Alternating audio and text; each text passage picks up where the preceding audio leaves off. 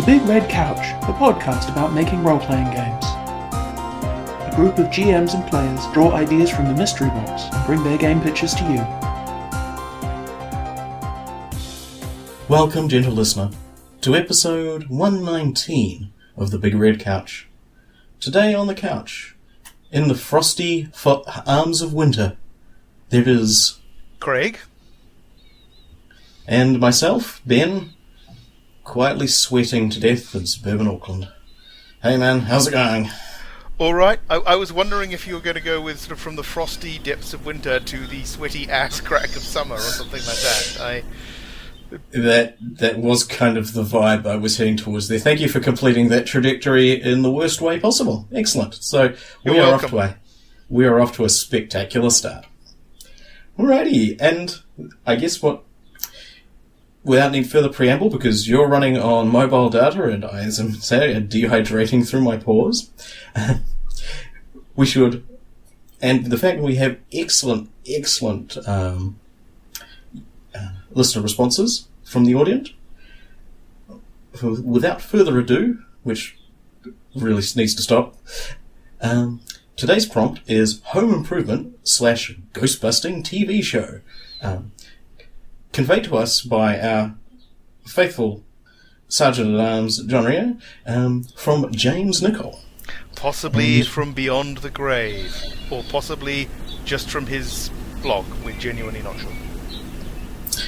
I think it's a Dreamwood account. If it was from the original live journal, it would probably be from Beyond the Grave. Yeah. Okay. No. Good work. I just like the fact that we have received a message relayed by somebody else about a Ghostbusting TV show. It has a pleasing something or other to it. Oh, no, you're right. I should have, rather than the whole army metaphor, I should have gone for like a psychic medium metaphor. So, yes. Oh, we can do that bit again if you like. That's fine. Okay.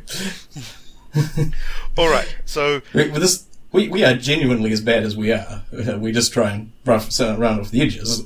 I'm quite comfortable with that. Okay. Yes. And yes, I am coming to you via the mobile data on my cell phone, which is propped up against the window, through a truly ridiculous arrangement of powered USB hub, because the internet gods do not smile upon me at the moment. And the internet has forsaken us. Or more specifically, the place I live in. Indeed. And you were sacrificed to the spaghetti gods, and let me assure you, the ethereal spaghetti that leads the information of the other side of the world is even more complex, is appreciated. But sadly, it was not enough. Also, work from home is really handy for letting technical people in, except when your work from home requires an internet access, and that's what needs fixing. Yes. Kind of one of those, oh, that's ironically inconvenient. So yes, we also have a buttload, possibly even 2 buttloads, of suggestions from the long-suffering Audient. Do we need to cover that joke again, or we just leave it lost to history? I think we leave it lost to history. People have to have figured it out by now. True. We came up with it, and we are not that clever. And to be honest, if you've been listening to the show, you know the level of intelligence you're dealing with here, right?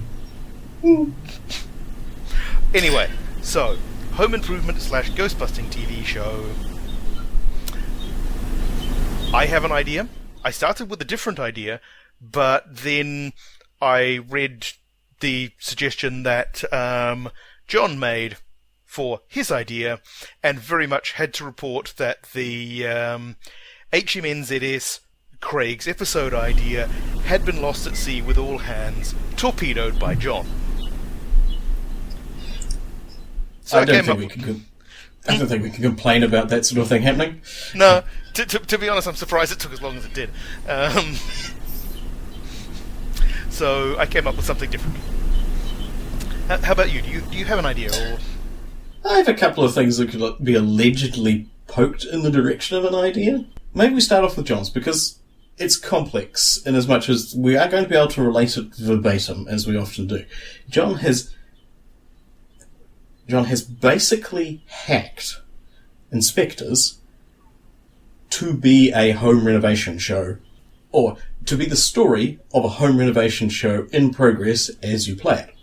And I confess I know relatively little about home renovation shows, so I'm going to need to lean on your experience with watching Homes on Homes and so forth, that sort of thing. Or maybe this is more like The Block, the New Zealand like renovation competition thing. Trying to summarise what John has put here, and we will be linking this in the show notes, or possibly just reproducing it wholesale in the show notes.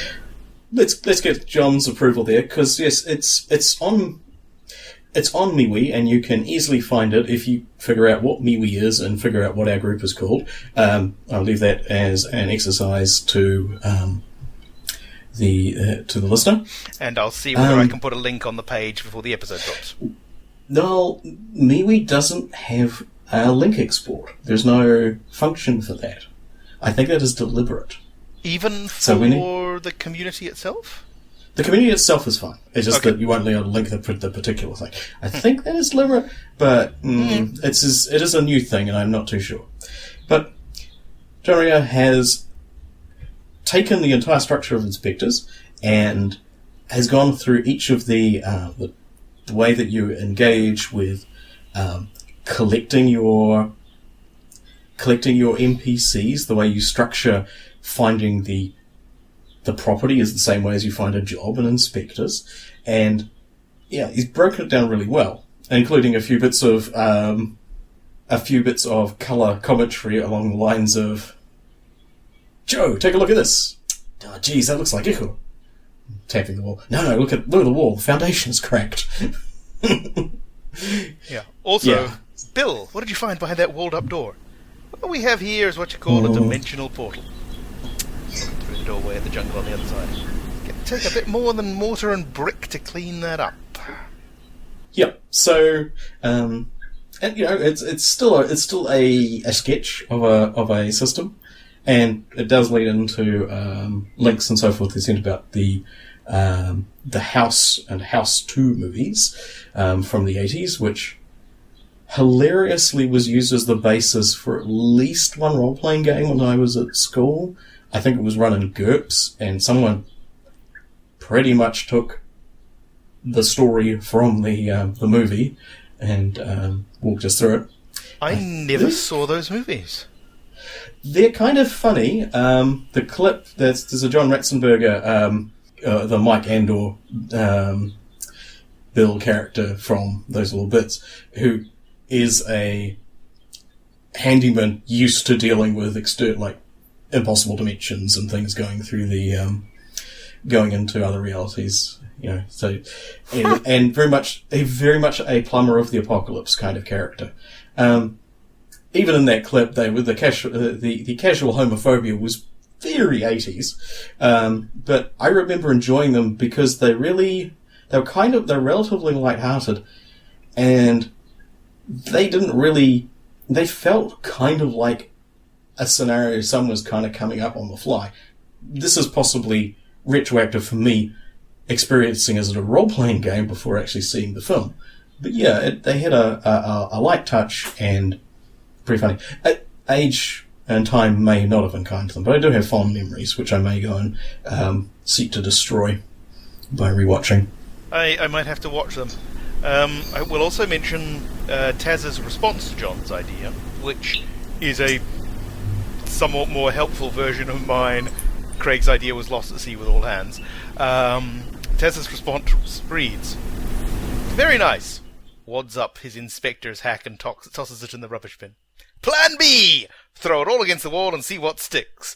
And then rattles off, "Home and Goblin, Nightmare House, Haunt Hunters, Dispossessed, Island Unlife, Portal to Adventure, Home Not Alone, and Haunted Honeymoon, a remake of the 1940s movie into a series about a newly wed pair of house flippers." And that inspired me to a degree for some of the things I came up with, which is excellent. That is kind of the point of the whole exercise. I like that. And and if John needs any help working through his hack, I'm sure we'll be able to assist. So yeah, I've broken this out in a couple of episodes before, but this podcast is a lie. We're not designing games here. We are spitballing silly ideas that we vaguely hope someone else will design into a game. It could be like an off-air version of us, but often we're busy doing podcasts, so that seems unlikely, doesn't it, Craig? Yeah, have been trying to do actual in-person gaming. Incidentally, if anybody out there in the Big Red Couchverse has any advice for running a play-by-forum or play-by-post sort of game, please drop me a line.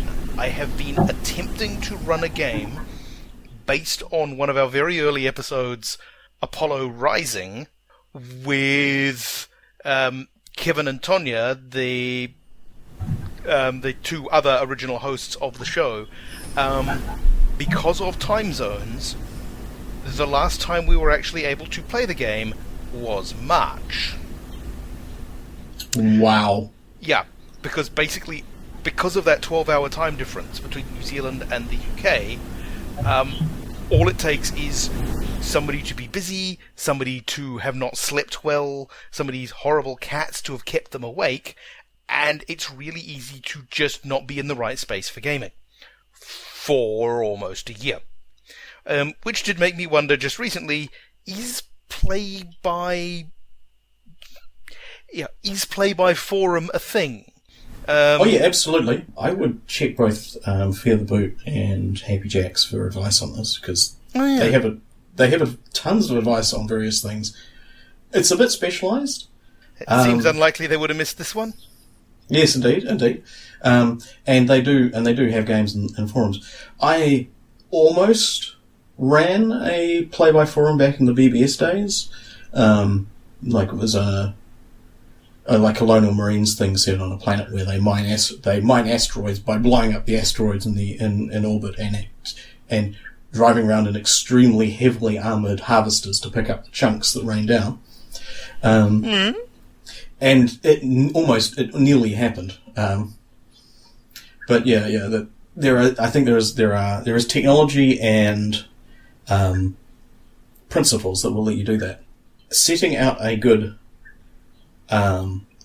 cycle of when moves happen, especially if it's larger than group than say like 2 players in a GM, I think is really important, because sometimes people can get really, really into it and flood those sorts of forums, their enthusiasm is wonderful, but it can be overwhelming or just monopolise a lot of people's time. So you've got to kind of, I guess there's got to be some sort of balance. Yeah, some sort of mechanism for making sure that everyone is. It's like spotlight time, but you it's asynchronous, and you don't want it to be too. You get to type a tweet's worth of stuff and then wait for 24 hours or something, but you need to have some sort of... no. Yeah. And if there are systems where you can break it out, especially on a forum, if you can break it out into, or like a Slack instance or something, you break it out and say, okay, our characters are having a conversation over here, we're both awake, here we go, typey, before coming back to the main story. That's cool. Yeah, I guess there's options now, which is good. All right, I just thought I'd throw that one out there as a. This was a thing. Yeah, I'm sure people will have even less ungrounded advice than I have. So yeah. All right, so yes, and we'll do everything we can with John's permission to get his really rather phenomenal sketch of an InSpectres hack to where people can see it. Because, to be honest, it is worth reading, and reading it aloud would not work. It would be a little bit redundant. And yeah, even I, who consider the idea of home ownership and renovation as being slightly more terrifying than the prospect of the supernatural, I could see myself play testing, contributing in any way that John will find useful. So yeah, we'll see if we can make that a wee project, or at least we will assist in any way that is appreciated. So that's, yes, bravo. Now, we also have for Home Improvement / Ghostbusting TV show, we also received an email from Will Myers. Remember Will? Email! Yeah, he's still talking to us after I slandered him horribly that other time. And this looks to be squarely in your wheelhouse, so I'll hand this one off to you. Fair enough. Welcome to Haunts and Ghosts TV. This is Ghost Flippers. Okay, is anybody else thinking, like, undead dolphins here? I think that was in the end of the last episode that I mentioned. Was it? Yeah. Okay, fair enough. Yeah. It's already the fact that House Flipper just makes me imagine, like, really comfy aquatic wear that you walk around the house in. like house slippers, right? Yeah. Alright, for this game, I'm picturing a mix between Mansions of Madness for house layout and Munchkin for game mechanics. Each player, I'd say no more than 4, take turns pulling out floor tiles for their house. Once that's done, the goal is to do repairs in each room of your house so that you can flip it, but you also have to remove the ghosts from your house. Play is drawing cards and either using items to help you repair rooms or exorcise ghosts, but you can't do both at the same time. Other players can play ghosts in your house or other hindrances such as deal with the devil, unfinished business, and spooky child. Or if they hate winning, they can play cards to help you out, such as exorcism, salt circle, and burn white sage. The first person to both cleanse their house and clean their house is the winner. I'd need time to come up with an entire deck of cards. Interesting. I would consider making this one, rather than being directly like head-to-head with multiple people building multiple different houses, like on the Illuminati card game style. Mm-hmm. I consider the idea that maybe you effectively have a hand of room tiles and some items and an objective of some sort, and you're placing down rooms and going and you're looking to create you want to create a particular sort of property, or a property with a certain kind of attributes. So you're placing the cards that you believe will get you there, and also stuff that you believe will allow you to get the victory points effectively out of the cards that you want. Like you're looking for something that's got at least 2 bathrooms, or something weird like that. So everyone wants the house to succeed, unless possibly they don't. Trade a mechanic, present. But they want the house to succeed in the way that benefits them. Gotcha. Okay. Yeah. I think it could end up a little bit too directly antagonistic, or at least to have the mechanic where think games like Illuminati or Zombies have when someone looks like they're ahead, all out nuclear strike on that player. Yeah. Yeah, so it's like the clever victory would be to say, I need more bedrooms for the house they want. I'll put a flight of stairs here, create a second level, so people can place more second level kind of things, stuff like that. Or you can attach all things there. I'm intrigued more by that possibility, but I do like the idea that you had 4 or 5 people randomly creating. I guess it also you could go for the wacky deal with whatever the hell is happening right now. Place random cards, make random house, clean random house of ghosts, and fix things up. That would have to be really fast paced, really, really kind of just wacky fun. You don't want anyone to get sort of too invested in that. So it's basically the Winchester Mystery House variant of the game. Yeah. But I think the idea of you are a team, but each of you has slightly different priorities. And the possibility if the game gets big enough, one of you is Ghost. Interesting. And that also I've had taken some inspiration from that for the ideas that I've got as well. So yeah, I like the prospect there. Sounds pretty cool. Yeah, I mean, I could go with either variant. I do like the idea of everybody working on the same house. I can see the benefits inherent in either approach.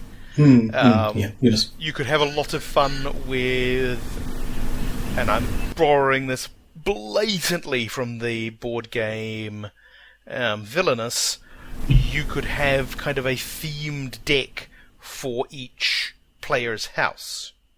So that you've got, rather than and I'm being hit with a standard issue spooky child or whatever, you're riffing on a particular type of haunted house situation. You could either go for the fully branded experience or the homage to pastiche experience. Either way, it's like this. Yes, this is straight up the Amityville horror theme set, or the Exorcist theme set, or something like that. Yeah, this is Poltergeist. This is Gremlins. This is Paranormal Activity. Everything's in grainy black and white. Tiny sidebar. I understand you play board games now. Weird. I don't know who I am anymore. Indeed. You've changed, man. I'm glad you're having fun, and I just thought I'd bring that up. But yeah, ironically, I've gone off board games fairly substantially over the years. I think partially it's burnout, and partially it's just this horrible thing of like, I've seen people buy walls of the goddamn things. It's like, is this a problem? Are you okay? Do we need to have an intervention? I think the intervention needs to happen, yes. I will put down the board game thing too. It's actually only been a couple of... I can give up any time I want. A couple of board gamey events with people who have enough range of board games, and where there are enough people there that you can grab enough people who are sort of interested in, to be blunt, board games that are simple enough for me to understand. Because I am not good at complex interlocking rule set. Well, it's what you do for a living. It's not what you do for fun. There is that, yeah. And so can sort of find a game that will do the job. Will be entertaining and not a horrifying death march, which to my mind is what the various Battlestar Galactica board game expansions turned it into. Oh yeah, that is the metastasizing of board games into, we now, we have a fully grown human's worth in weight of expansions now. So that every time you turn up and you play a game, it doesn't resemble the game you played last time. It's like starting again, and you weren't sure you got what was going on the first time. It's like, I had that same experience with Dominion. I think looking at the structure of the game and how it works, like this is really interesting. It's like, and then now I'm overwhelmed. And how is this related to the first time if we played this game? Like, yep. Yeah, a little bit. So yes. But yes, I've played board games now. I'm actually waiting for a board game I supported the Kickstarter for to arrive. That is how far I have sunk as a person. I think you've gone too far. There may be no saving you now. To be fair, it is a game that is about pirates and maps and programming. Okay, fair enough. Yeah, they may as well say, Craig, buy this. I mean, more or less they did, but, they just phrased it better. Some similarities to Robo Rally. Huh. Okay. I'm fully intrigued now. Yeah. Cool. Yeah. I've never played Robo Rally, but I have always wanted to. That is a fun game. Confusing as hell, but it's confusing on a very fundamental level. It's meta confusing. Oh no! It's like it's everything that happens. It makes sense in a degree, and it's just wrapping your head around the fundamental confusing thing of which way am I facing right now. And doing the robot dance, of course, is very... The robot dance, yeah. Well, I still remember you talking about your technique of just not bothering to shuffle or even look at your cards, just playing them in the order you got dealt, because, well, you had no idea where you were going, neither did anybody else. I think that was you. It could have been me. It does sound like the kind of maladaptive strategy I might employ. I mean, for Robo Rally, it might work for a while. Certainly in the early stages. If the environment that you were in wasn't very dangerous, it might actually work. Oh no! It's generally for something. I think that strategy is for outthinking people who are trying to outthink you. Ah. So it's like, I have a limited number of cards. I've got a limited number of options. who knows what's going to happen? I might as well leave it up to chance, so that anyone trying to outwit me is also trying to outwit probability. So they are in fact trying to outwit an unarmed man who isn't even playing. Nice. Alright, well, you said you had some ideas based on Will's ideas for this one. And in fact, this thing, it kind of percolated out of the spaces that we'd already seen ideas, which is seeing some of the other suggestions in advance. Well, obviously it's futile replaying those ideas, so you get some different options. My first and worst idea was some sort of Tim Allen seance for either him or his career, depending on how strongly you feel about Tim Allen. I don't have a funny bit for that. I mean, I do actually own... Neither did he. Ooh. Ow. I do actually own at least 2 Tim Allen books. I don't know. He hasn't done anything remotely redeeming since Galaxy Quest, so I'm sure he can handle a slam from a... wildly obscure gaming podcast? Indeed. It vaguely reminds me of the time that I mentioned before on the cast about playing Beyond the Supernatural as the cast of Married with Children. You could make it a similar sort of thing, but yes. If you could set up a horror scenario where you're creeping through the home improvement house and you hear the as some sort of ghastly horror special effect, it would be that would be a thing. I can dig it.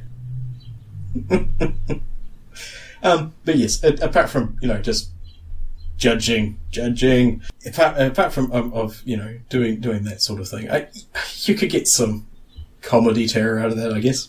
The idea I had was sort of a cross between many of the ideas that have come before, but the idea of running a game, effectively a Beetlejuice-esque fixer-upper renovation game show like The Block. I don't think I've actually watched it, but it gets reported a lot about in New Zealand news. For the benefit of the listeners, The Block is a show in which 4 teams of 2, often but not always couples, are competing to renovate, or in some cases fit out, houses. They have a limited budget. There are various challenges along the way that can win them more money for their budget, or sometimes stuff in the form of, well, here's $15,000 worth of kitchen. So that's effectively money for their budget. These challenges are also kind of structured to be annoying in standard reality TV way and eat up a phenomenal amount of time. I think that's about the kindest review I can give to The Block. Nice.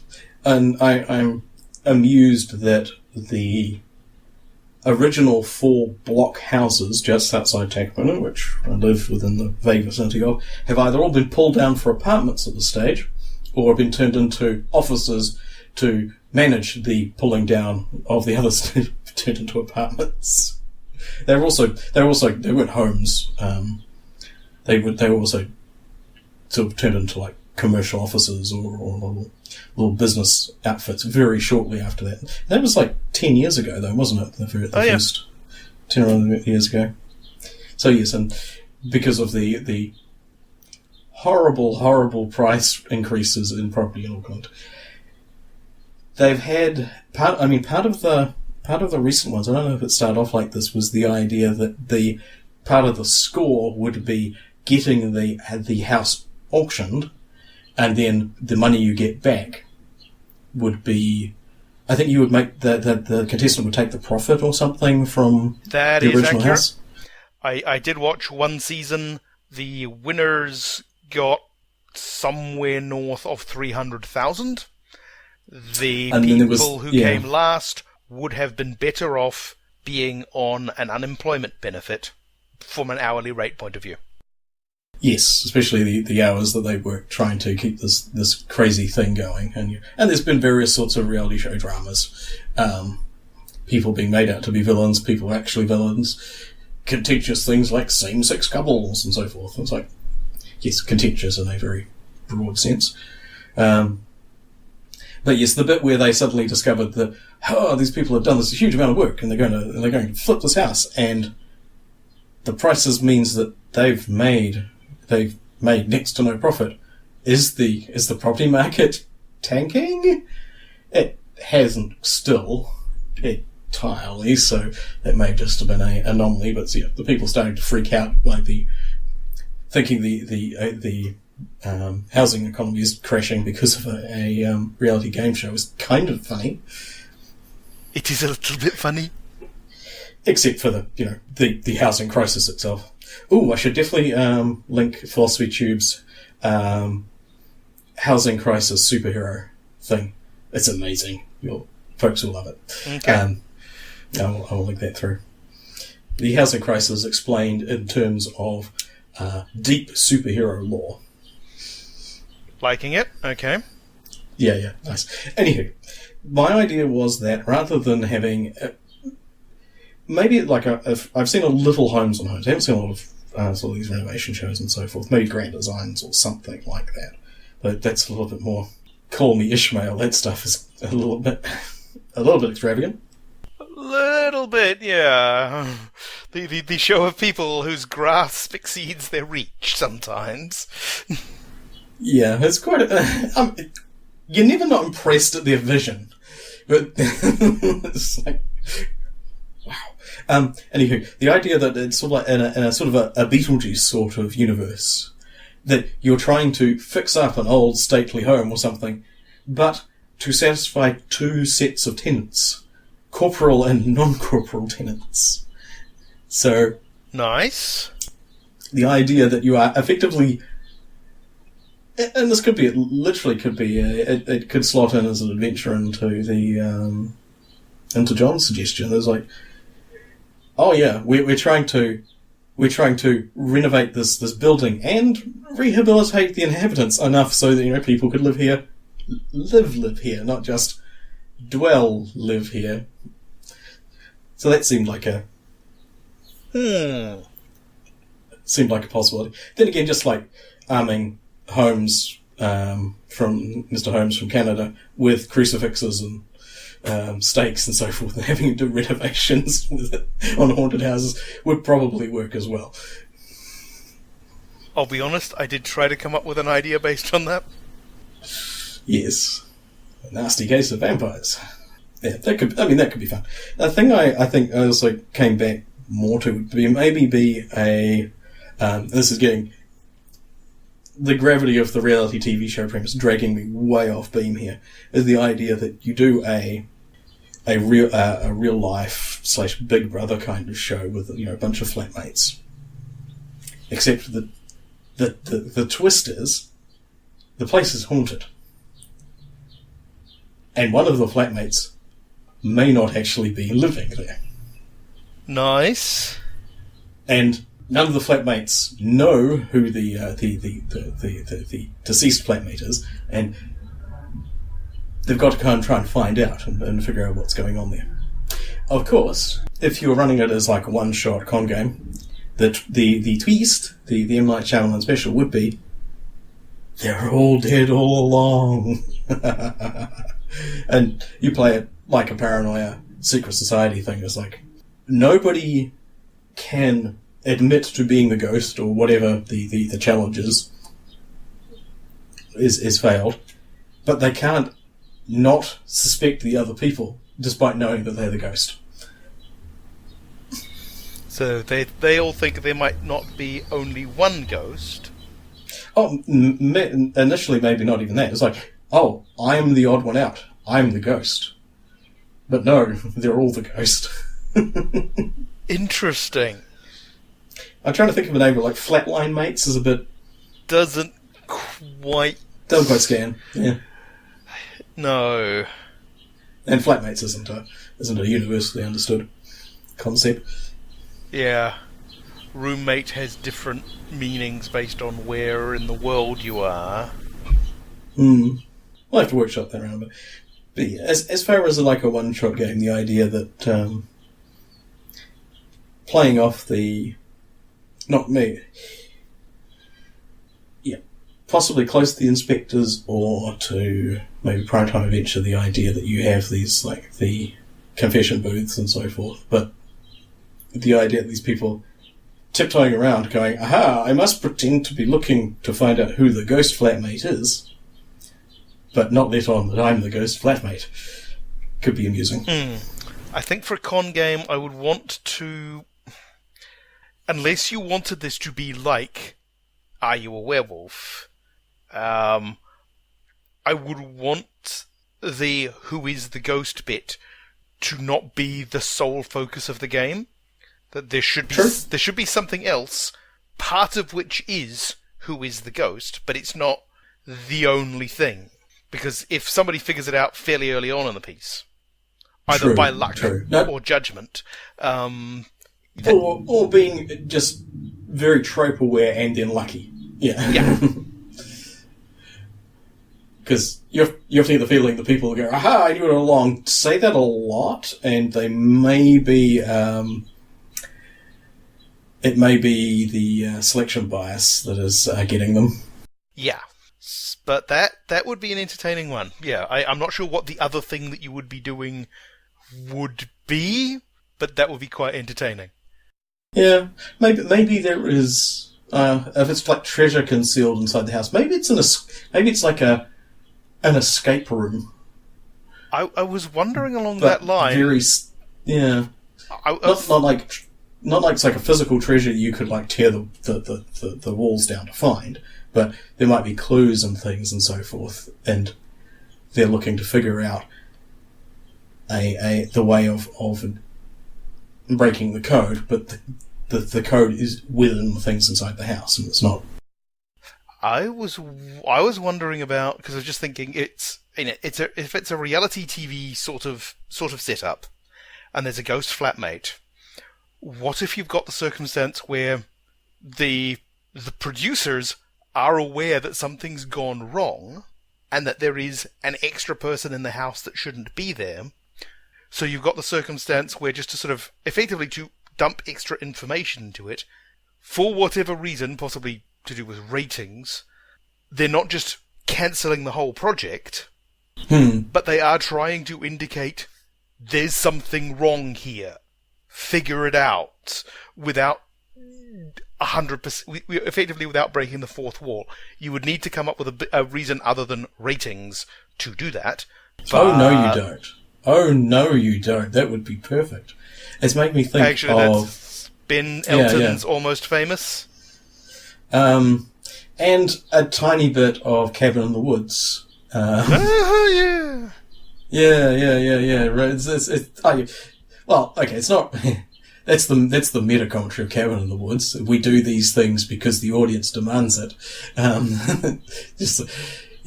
But the...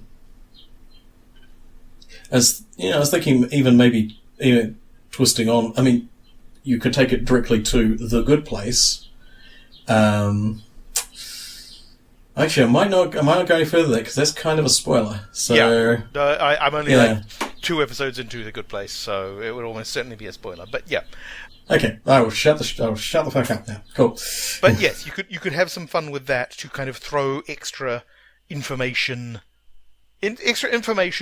confusion, and sort of plot into things, that you're getting these somewhat cryptic messages from the outside. They're probably from they're definitely from the recording crew. Maybe they're from the producers. Maybe it's from one of the cameramen who is horrified by the fact that they're allowing these people to crash, these 5 flatmates to crash around an environment where there is a 6th flatmate who is a ghost who's not showing up on the cameras, but they can see all these people interacting with them. That's actually a really good premise for a horror movie, to be honest. Even if it would be interesting if you ran it as you did an asymmetric horror movie. The idea that you film 2 films concurrently, and one of them is the people inside the, and maybe this is hardcore This is a hardcore reality TV show where people must stay inside the room and they've got to figure out the way of getting out. But they've got to do other things as well. They've got to live a normal life. But they are completely sealed off from the outside. And they've got a series of things that unlock over time that mean that they can figure their way out. But also, there's an extra person. And the people filming this are going, okay, what the hell's going on? Are they like, check the carbon monoxide levels? Are these people going crazy? Have we done something terribly wrong? And on the outside, they're trying to, how are these people talking to? So you've got the threat of the people in the control booth trying to figure out what's going on, going and doing the investigation to find out, what happened in this house and like discovering some sort of terrible history, while you've got the people doing functionally the Sixth Sense thing. Except working that out. So yeah, that would be a different one from the ghosts all realising that everyone else was ghosts. The people and the spirit in question could be trying to help, because maybe there's a good reason for why they're there and what they have some unfinished business to be uncovered. But yeah, that could be really cool. Depending on how you wanted to do it, I was just thinking of how, if you're willing to go to the extent of props, doing the thing of, okay, so the weekly newspaper has arrived, this article catches your eye, and it's basically, for whatever reason, possibly to do with ratings, they haven't just simply pulled everybody out, but they are trying to feed the information in, and so it's like, okay, it's a newspaper. We will reprint the news articles about what previously happened in this newspaper for them, so that with a bit of luck they'll figure it out. Or we'll just give them a really old newspaper and hope they figure it out. Yeah, I mean, I think that's the kind of thing that you would have to really script out as the idea, the hints that are being dropped. That is the downside. You'd have to really think about how things are being conveyed, because that could be interesting. Because puzzles are always tricky. Yeah. Because of the variable levels of engagement and so forth, and things like that. But it absolutely. I think any useful information realistically has to be in the headline. Like, you just want the impact of the headline. Anything else is great, but they don't need it. Would be my approach to it, because as you say, otherwise it's a puzzle. Those are never fun. I think you may be. I think you're recalling your bad experiences more than the good experiences for that particular one. Yeah, but so many bad experiences. Which are clearly over. You can't see my 1,000-yard stare here, which is tricky in a room this small. Yes, indeed. Well done. But yeah, the idea that oh wow, okay. This gets even more cabin in the woodsy, which is a terrible phrase. But the idea that some external force, like possibly the distant relatives' will, or some organisation, has said that there is a great reward for a group that follows these instructions, places a bunch of people in this environment, seals them off from the outside world, and monitors them and monitors them closely, and you can do anything else you want. And a reality TV production company goes, brilliant! This is exactly what we need. We've got a set. It's ready to rock with all of the cameras and so forth. Awesome. But the stipulations that they have been given mean you can't influence the outcome, and if you do, your reward is forfeit. Which is why they're going, okay, it was a good idea of ours to set the people up thinking they're in a reality TV show by making it a reality TV show. But now we're committed. We've started a reality TV show with the premise of getting this other reward from this other party. But now things are weird, and it's clearly outside of our thing, but we can't stop. Nice. That does lock them in. Yeah, so they're like, okay, this is all very terrible, but we can't stop now, or all of this has been for nothing. And we have to at least try to keep these people from being eaten by the whatever. And it may be that one of them already has been, and is still around. That's pretty cool. I like that. It almost works better as a plot for a horror film. I mean, yeah, and the idea of putting out two films concurrently from two different angles is like, and having one functionally spoil the other is something I've never heard of people doing. That would be kind of an interesting. Which order would you watch them in? That's the trick. You have to choose. Mm. That is the poison chalice that the viewing audience has to accept. It's like, am I one of the flatmates effectively, or am I in one of the producers? Am I in the control booth? Mm. And that would cause people. I mean, that would cause people on Twitter, on film Twitter, to melt down. It's like, okay, you can't concurrently, and by choosing to see one before the other, or not realizing one is related to the other, and by leaving bits out of each other's story, just enough to it's like a concurrent sequel, or it's not as mad as the guy who set up a Soviet-era Russian town and trapped people in it. Well, not trapped, but had people functionally live their lives like in the 1950s for several years. I didn't hear about that one. It's called Tao. It's a Russian film by Ilya Krasnovsky? I'm not sure. Let's see. Preparation for shooting the film began in 2006, whereas actual shooting started in 2008 and went on for 3 years. The project consists of over 700 hours of material shot on 35mm, out of which the company is making feature films, TV series, and a slate of science and art documentaries, as well as a transmedia project. Functionally, they built a town, and they surveilled people and had people play out their lives, like everything. Weird. As though they were living in it. Yeah, oh yeah. So weird. Okay. So yeah, but good, kind of close. But yeah, if having it cross over into that would be, and that comes out in Russia this month. So yeah, we'll be. Who knows when it'll make it to, and some of the various releases. Well, they've got 700 hours of material to churn through. Exactly. Yeah. It was intended to be released at Cannes in 2011. So yeah, that's wow. Let's have a look. They don't say how long the film is, but you don't get tickets. You get a visa for 6 hours, 24 hours, or unlimited duration. Ooh, that's disturbing. Yes. Okay, we don't have to quite go there. You don't have to quite go that far, but the idea of that's an innovative way to do it. But the idea of having I might be just on.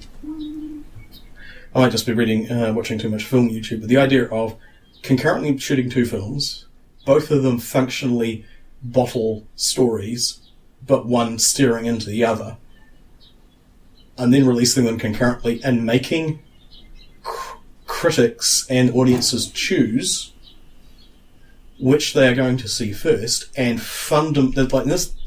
I guess one of them you're going to call the observer effect, because by electing to collapse the waveform from either end, you are changing your experience of the film. I mean, it's the same as if changing your experience of the film by wearing too tight a pair of shoes, sort of thing, or not cleaning your glasses. That happened to me in Avatar, I think. That's kind of horrifying. Sorry, we've kind of wandered into film theory quite a while ago, but yeah, we can drag it back. So, well, okay, cool. Shall I drag it back with my one? Yeah, good use that. Okay, cool. Because after having my idea shot out of the water by John, and to be blunt, it was a crap idea. There is no shame in that idea being shot out of the water by a superior vessel, which it was. So I decided to do a bit of a rethink, and kind of focused on the home improvement bit of the Ghostbusting TV show. Exactly. No. Right, okay. That home improvement. That home improvement. The TV show, home improvement. The core of the show within a show for the TV show home improvement, the tool time, is that we've got... They were dead all along. No, there was another one. Not even slightly, no. It felt like purgatory? I quite liked it, but, you know... Wilson was God or something? No. Sorry, too metaphysical. I'll put some of that back in. I'm just wondering, where the hell did you watch TV? And had they checked it for, like, spores? Part of what I was thinking was that the shtick of the show is that you've got Tim, who isn't actually technically incompetent so much as careless and wildly over-enthusiastic, and Al, who is actually technically competent, does actually know what he's doing, but often cannot rein Tim in, and kind of has to end up being the butt of some of the of a lot of the jokes, and dealing with some of the messes. And so basically, Fair enough. Yep. My thinking was, okay, well, let's go with that dynamic. And so what you've got is, it doesn't have to be set in the modern day, but at least has to be set in a time when extraordinarily specialized TV shows are a thing. So you kind of set a time window of basically from the 80s onwards, I suspect. You've got an area, maybe it's as small as a city, maybe it's bigger than that. You've got an area that is having a ghost problem. It's not the sort of thing that's getting into the news as such, but it's being noticed. It's being noticed to the extent that the local diocese has spotted this and is frankly having trouble coping.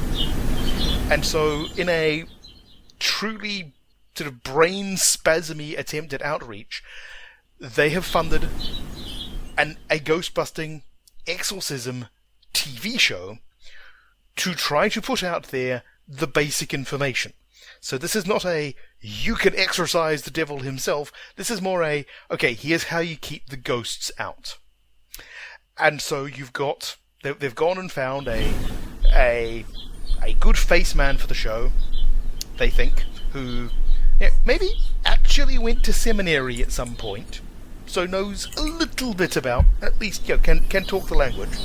They've got the long-suffering Father Borland along with him, who actually knows what the hell he's doing. And, well, if you've seen the show Home Improvement, you pretty much know how it's going to turn out. You've got somebody who's wildly enthusiastic, but doesn't know their own limitations, and that's just a recipe for hilarious disaster. I can see Al Borland with a tonsure and, some sort of vestment. Indeed.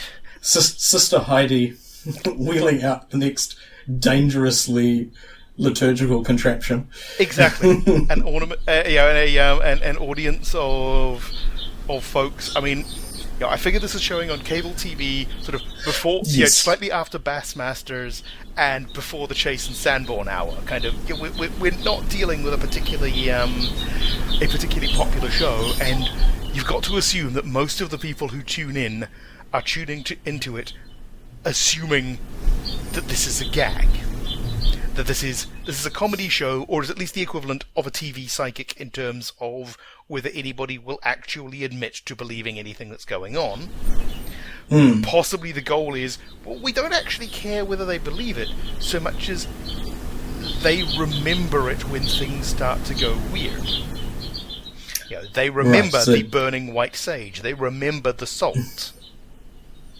Right, so it is the Dresden version of Dracula / the games, the Dracula the book and the Dresden Files game purpose, that people get this information and have it in their consciousness. Yeah. But it's like a broad spectrum inoculation rather than a more direct approach.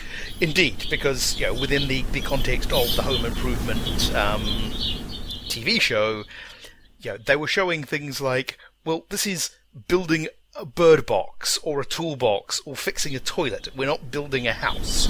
And it's kind of the same thing here. This is not performing a full-on exorcism. This is cleansing a place.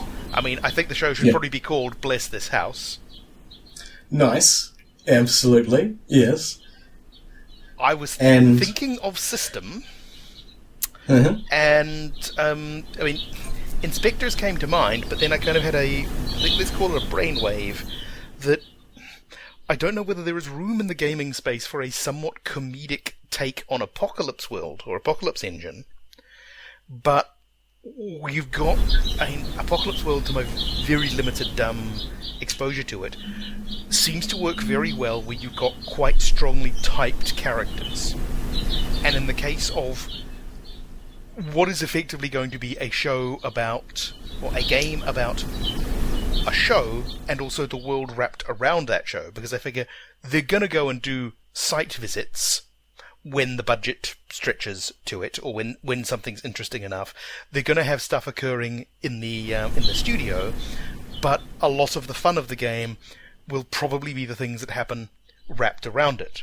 And so the idea of an Apocalypse World hack where you've got effectively the face, the priest, the crew, the neighbour, all of these people is something I would at least look at. I'd be perfectly willing and expecting to find that there's bits in there that make it not work, but it is to a certain extent, if you were doing it as kind of a haunting of the week sort of thing, then a lot of the game is going to be about the relationships between these people, which works solidly.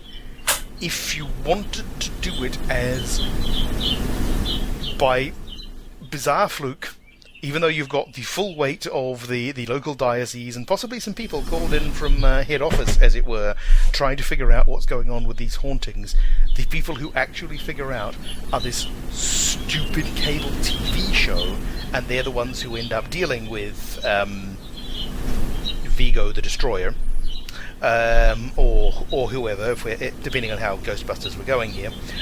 If you wanted to do that game, then maybe it wouldn't work so well.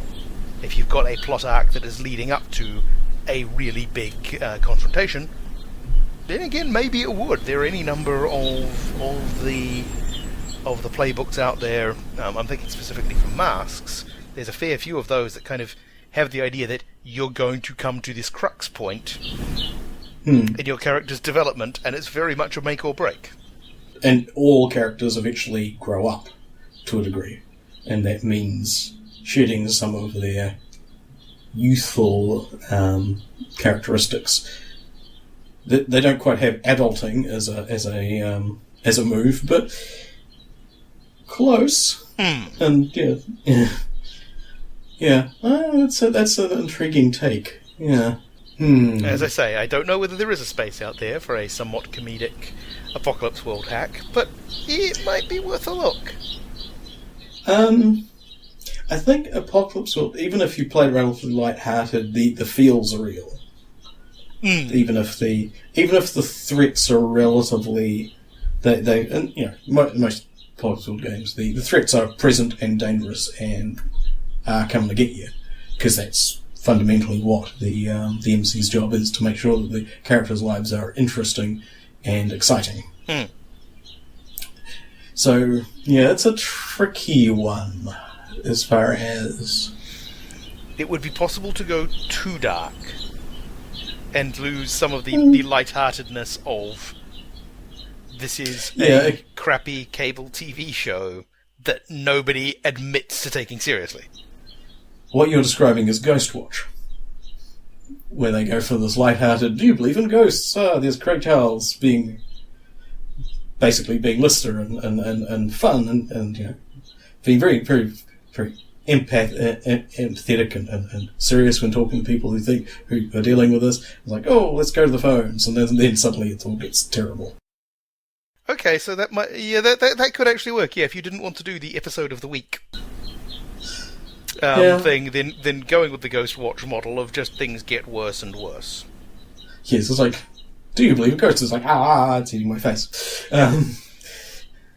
It depends how closely you want to stick to the home improvement feel. That's the issue there. I mean, you could have, if you had the Winchesters from Supernatural, but somehow stuck in this thing of trying to inform the populace via a crappy cable, local cable show. That would be kind of desperate and awful, but also kind of hilarious. Granted. So yeah, it's actually that kind of feels like a Supernatural meta episode. A little bit, they've done the crossover. They've done the crossover with Scooby Doo. They've done the bit where they meet the people making the show, or an alternate version of same. So yeah, they've encountered fanfic, and there was the musical, the high school musical episode. Don't remember that one. Yeah, it was pretty good. Okay, because yes, some kids made a musical based on the books, based on their lives. Gotcha. Okay. That's a naughty one. I think, yeah. I mean, doing the the Exorcist version of Home Improvement is kind of a fun gag. Yeah. Spinning that out into like an ongoing series and focusing on the personal relationships without escalating the stakes, I don't really see a future for that. It's kind of a sketch. No, it's... But then again, if you escalate the stakes, the threats get more. Yeah, and as we've talked about it, I think if I was doing it as a one or two shot, haha, this is a funny show, a funny idea, then sort of a fate hack or quags would really be my go-to. If I wanted to do, and people were on board for the, okay, so we're going to start off light, it's not going to stay that way, I'd go with the full-on Bath forth ecclesiastical apocalyptica option and take that route.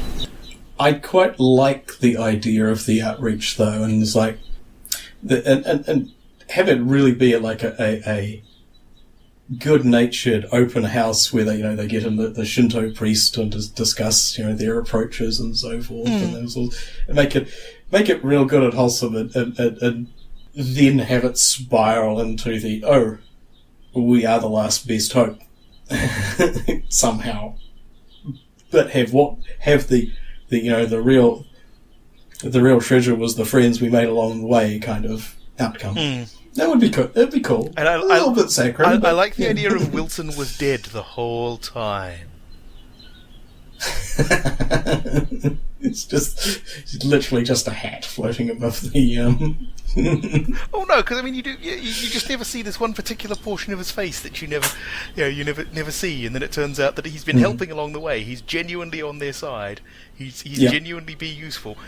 He's also a horrifying apparition, and the reason he keeps that part of his face hidden is because that's where the yawning void through which he could consume souls, if he was like that, exists. Yes.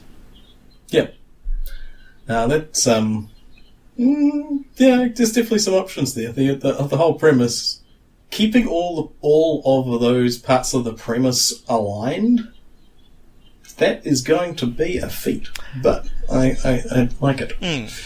Well done for... Was that Will or John who blew that one up? Because you came up with you recovered from the landing quite well, I think. Yeah, John's idea was the one that scuppered that one, so I'm pretty happy with how it ended up. So yeah. So, double duty from Mysterio there. Awesome. All right, so we also have some suggestions from various members of the audience for other episodes. For some ideas based on prompts from previous episodes, Will also had one for episode 118, Winter of our Discotheque. I went to the Funkadelic Frankenstein in the mean streets of Monstertown, just for the setting. Here's the scoop. A new gang has moved into Monstertown and has set up a new club, called the Night Club. The gang is called the Discotheques, and they're led by supposed human, Discotheques, and they are trying to take over the city using discotheque. I am confused already. I love this. Yes. I hope I got all the enunciation right there. Given the accents that it's going to be filtered through, Yeah, true, fair enough. Yeah, discotheque, CH, is grenades that look like disco balls, large cannons that look like speakers, laser lights that are actual lasers. It's up to the gang from the Prometheus Jones Funkadelic Frankenstein Detective Agency to figure out what Discotheques is up to. I'm leaning towards mixing blood with Quaaludes to get the vampires hooked. Wow! That was a sudden dark bit of gritty realism at the end there, Will, but it checks out. I'm just loving the audacity of it. It's like, hey, there's vampires. Let's get them hooked on our drug. There is no way this will end badly. Quaaludes is a good choice. It might keep them vaguely pinned down. I am just imagining a scene with the discotheques having been found out. A bunch of vampires coming down off the loods, wanting their next fix, sort of homing in. The Prometheus team from the Prometheus Jones sort of looking at the vampires, looking at the discotheques, and then just saying, "Y'all are fucked," and leaving. Just horrible screaming in the background. That would be one way to resolve the situation. It wouldn't actually fix things at all, but yes. There is nothing so helpless and depraved as a man in the grips beneath a binge, but not quite. The only way to stay sharp is to do a bunch of amyls. Not all at once, but steadily. Just enough to maintain focus at 90 through Barstow. It worries me that I knew that. Yep, it worries everybody. Just let's be clear. I used to listen to the audiobook of that on shuffle at work when I was a utilities draftsman. In hindsight, not a good idea. Wow, that was a bunch of red flags. Excellent. Right? Okay. Yeah, that would be a fun game. Dragging it, kicking and screaming back to the Quaalude-laced blood for the vampire set. Also, disco ball grenades. It definitely has a Mystery Man vibe there, doesn't it? It really does. That's a real combo. That is awesome. And we have something to... we've got one from Burning as well? Yeah, there was it's a very short bit on... started by Burning on the topic of Winter of Our Discotheque, which was basically just Burning cropping up on the thread on the Fear the Boot forums saying, "Now is the winter of our discotheque, made glorious summer by this son of funk." To which I had responded with, "Damn, how did I not see that as a possibility?" Getemono cropped in with, "Yes, it's a scenario perfect for Quags, Funkadelic Frankenstein on the mean streets of Monstertown," which drags us back to Funkadelic Frankenstein. But if you go a bit Shakespearean on it, and to my limited understanding of what the hell that line means, it's basically the winter, the dark times of the discotheque being brought into glorious summer by the son of funk. Mm-hmm. Which presumably means, depending on how weird and dark we want to go, the monster rights movement getting a real kick in the pants, as it were, with a very charismatic leader who is sort of leading them out of the dark monster ghettos and into the light, to the extent that various species within monsterdom can do that. Vampires are a thing. You're being diurnalist again, dude. Yeah. Lead them out of the shadows. No, that still doesn't work. Lead them into society. Yeah. In any case, so yes, you could have, depending on how you wanted to do it, the uplifting story of the monster rights movement getting a real boost from a charismatic leader, or you could do what I assume a lot of people do and say, yeah, this guy's totally going to turn out to be running a cult or something, isn't he? Yep, the son of funk, absolutely. Though I will throw out there the comment that somebody had many years ago, I think on their signature line in RPGNet, which read, "You are not immune to funk damage unless it actually says immunity funk on your character sheet. You can't stop funk." Yes. I think we all kind of wound up on the same general vicinity with that prompt, so that's nice to know. Yeah, that we all have terrible, terrible views of humanity and apparently monsteranity. Yes. That's almost a word. And to round us out, Burning also had a suggestion for the Sailor Noir episode. A big part of the noir vibe is getting caught in a world where you have no hope of beating the system, but you're going to try anyway. So I pictured a former magical girl team. They fought the good fight for years against the mad scientists and alien invaders, all the while crime bosses and corrupt politicians gobbled up the world that the team worked so hard to save. When they realise it was a very real problem they can't solve with a little magic wand, it breaks them. They split up and go their separate ways.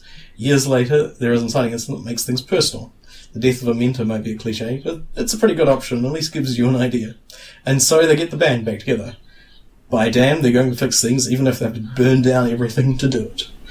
And there was a comment from Tads in response to this of, I wonder if you can hack, or even need to hack, John's magical mom force for that game. I don't know anything about that, but that sounds alarming. There'll be links in the show notes. That is quite fun. It reminded me of a couple of the webcomics that I linked in that particular episode, and also back to an anime called Creators, where anime characters were being pulled out of the zeitgeist to fight a battle for reality in modern day Japan, which was fairly interesting. And so and I would deeply recommend it. But when they discover the magic girl with her shiny heart special power attack, which is supposed to like basically maybe leave people with scuff marks and to reconsider their life choices, and it hits buildings like an anti-tank weapon because the rules have changed. It's like leaving behind craters of love. Well, heart-shaped craters. They're still, actual property damage and capable of killing people. So, yeah, that would be interesting. When the magical girl's gloves come off, that would be that could be terrifying. What happens when all those magical girl powers still exist, but they're filtered through somebody who is a bit more pragmatic, a bit more world-weary, and a lot more sick of this shit? Is not going to stand for your shit anymore. Yeah, that could be cathartic for many people, I suspect.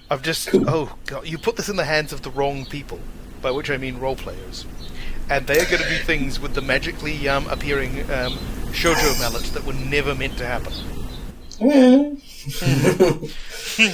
What happens if you get your magical shoujo mallet and it springs into life inside somebody's mouth? Well, I guess we're about to find out, aren't we? Too dark? Pretty dark. This is a safe hammer space. Maybe I'll cut that bit out. That may have got a bit dark, but yeah, the whole sort of I'm quite liking the idea of the occasionally world-weary pragmatism magical girl squad. That has a certain something to it. Yes, that would definitely be a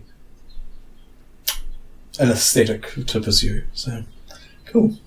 All right. Wow, that's a lot of excellent ideas from our wonderful audience. And thank you for all contributing such great stuff and surviving the episode where we really didn't stay on track at all. So we did not. Hopefully we hit some entertaining points along the way. Yeah. Mm-hmm. The real podcast was the friends we made along the way. Yes. What is that even from? I don't know, but people keep repeating it and it's wound up stuck in my brain. The real something is the... Friends we made along the way. Yeah. Yes, no idea. Okay, so this is traditionally the bit where we would tell you, well, this is what the next episode is going to be. This is the next episode prompt. Or potentially it would be the bit where we realise that we haven't actually drawn a card, and so we fossick around and try to do that, and then whoever's on editing tries to edit that together to make it sound in any way interesting.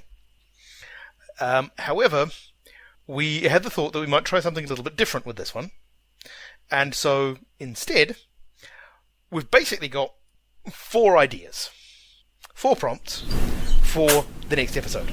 And so what we figured we'd do is throw up a poll on the Facebooks, on Google+, on basically whatever things we can figure out how to put a poll on. You might be able to do it with WordPress, I'm not sure, I've never checked. Well, you can always ask and people can comment if they feel. There is that, yeah. And basically get people to decide, well, what is our next episode going to be? And there is absolutely no mechanism to stop people from visiting multiple sites and voting more than once. Because, to be honest, it would be an enormous ego boost if people cared enough to actually do that. Yes, that would be bewildering, but lovely. Yeah, indeed. And I'm figuring that we have basically something of a Deadpool rule, or I may be misremembering how this works, but we'll put these up, and if one gets unselected or it remains at the bottom of the pile for multiple iterations of the poll, we decide that no one wants it and it goes away and we put something fresh in. Probably one of your suggestions. So, double contribution. Mm-hmm. So, without further ado, the potential ideas, I mean, this will be in a poll, but here are the ideas. We have, it's all downhill from here. Do we have a source for that one? Not that I can see, so if we know it, that is fine. We've forgotten it. Indeed, that is from the internet. Next option is levitating blue whale, suggested by Burning. We have, I will be a witty man with my dangerous bottle, from Will Meyer. And Song of the Old Gods, the Colour Out of Space album, from Thunderstep. And special announcement on base that Nick Cage is going to be in a Colour Out of Space movie directed by the guy who did The Island of Dr. Moreau, one of our favourite little pieces of cinema on the Big Red Couch. We do have to compile some pages about the things that we keep talking about. That is true. I mean, we're talking the version of The Island of Dr. Moreau with the stainless steel fairs in the ice? Yes, indeed. Excellent. Indeed. There is apparently I should be able to recall the director's name, but he also did Hardware and a couple of other things, which are... There's a non-zero chance I've seen Hardware. Going to be directed by Richard Stanley, who did The Island of Dr. Moreau, Hardware in 1990, based on a 2000 AD short story. Some other odd things. So yes, that should be interesting, to say the least. And apparently a documentary called Lost Soul, The Doomed Journey of Richard Stanley's Island of Dr. Moreau, which I should definitely check out. Apparently fundamentally better than the movie itself. Interestingly, because I just looked this up, I looked up this is the 1996 Island of Dr. Moreau. Yep. Because I mean, this is only from Wikipedia, but we've got the film was directed by John Frankenheimer, who was brought in half a week after shooting started. The screenplay is credited to the original director Richard Stanley and Ron Hutchinson. Which makes me wonder what the hell went wrong. That would be the topic of the documentary Lost Soul. Okay, and so he's making The Colour Out of Space with Nicolas Cage. Our man, Nick Cage. It's going to be quite a thing. I am looking forward to this in ways that are not even wholesome. This is going to be brilliant. I have no idea what Nicolas Cage is going to bring to the party. He will bring a Nicolas Caginess, and that's all he needs to bring. That is true. All right, so those are the choices. Hopefully, by the time this episode actually drops, polls will already exist for people to cast their vote. Thanks, everyone. Bye. Want to hear more of our shenanigans? Then go to hoarde.net and click on the button that looks like a couch. The Big Red Couch is released under Attribution, Non-Commercial, Share-alike 3.0 Unported from CreativeCommons.org. All music on the show comes from the album Universal Fluff Theory by Krakatoa. Visit them at krakatoa.com or follow the link from our page. See you next time!